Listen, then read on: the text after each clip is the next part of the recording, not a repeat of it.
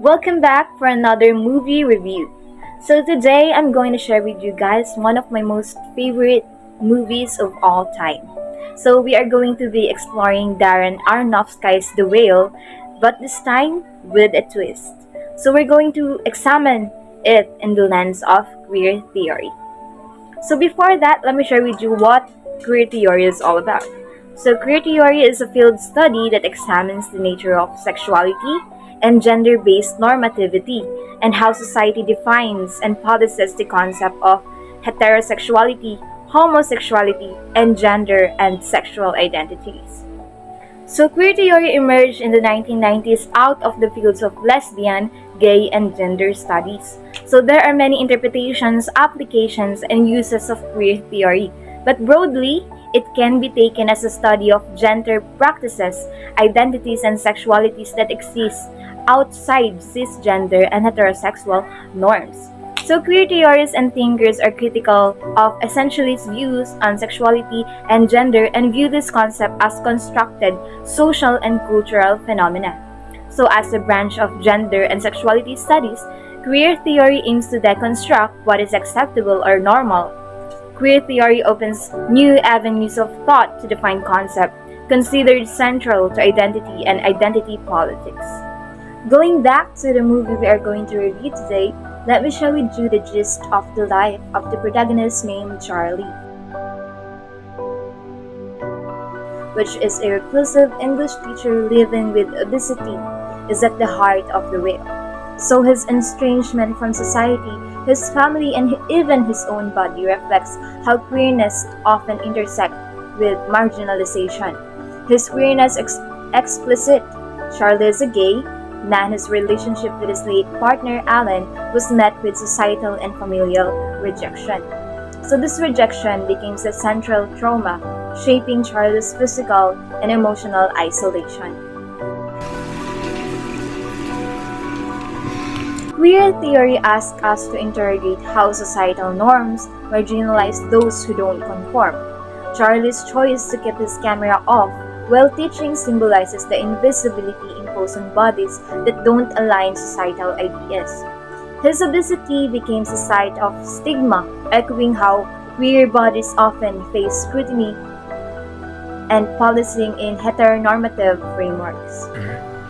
No, you're not okay. But as far as the sleeping pills, you're fine. I don't think she gave you much. Yeah, that's what I told you. As shown on the clips, Charlie's relationship highlight queer form of kinship. So Liz, his late partner's sister, became his caregiver not through biological obligation, but through chosen family, which is the cornerstone of queer relationality. Meanwhile, his strained connection with his daughter Ellie challenges traditional family structures. So Ellie's rebellion and anger reflects the fractures caused by heteronormative expectations and societal rejection of Charlie's queerness.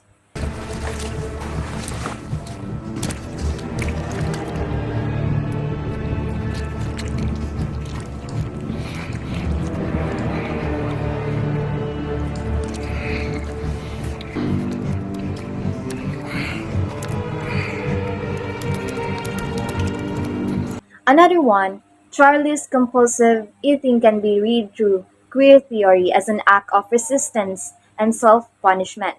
So in a society that demands him disciplined bodies, Charlie's relationship with food becomes a protest and coping mechanism.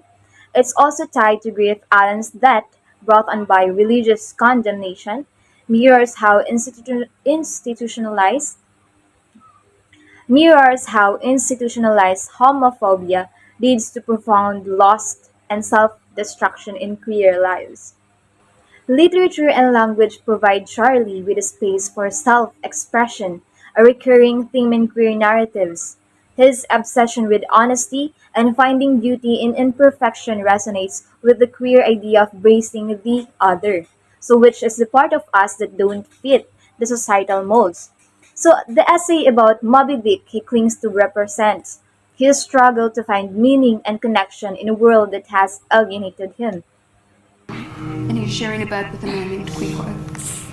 The author and Queequeg go to church, and later set out on a ship captained by a pirate named Ahab who's missing a leg. and very much wants to kill the whale, which is named Moby Dick, and which is white. In the course of the book, the pirate Ahab encounters many hardships. His entire life is set around trying to kill a certain whale. I think this is sad because this whale doesn't have any emotions and doesn't know how bad Ahab wants to kill him. He's just Through a queer theory, the whale emerges as a deeply resonant exploration of marginalization, resilience, and identity.